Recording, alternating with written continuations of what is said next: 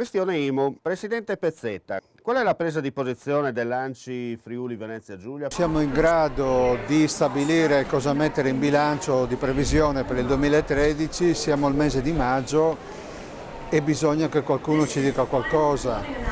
In particolare la normativa attuale, senza immaginare i cambiamenti che farà lo Stato, è ancora farraginosa a livello statale. Noi chiediamo alla Regione di fare chiarezza.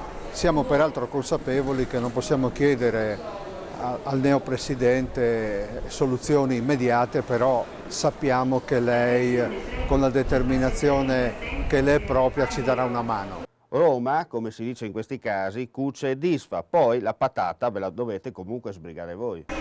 Bisogna cambiare assolutamente strada, deve essere chiaro quali sono le imposte comunali, i sindaci, i consigli comunali, le giunte devono poter rispondere a testa alta ai cittadini, assumendosi tutte le responsabilità del positivo e del negativo. Invece il prelievo statale deve essere separato dal nostro. Questa confusione non giova a nessuno e soprattutto va a colpire i soliti noti. Ci si può aspettare di tutto, visto i cambi di tempo?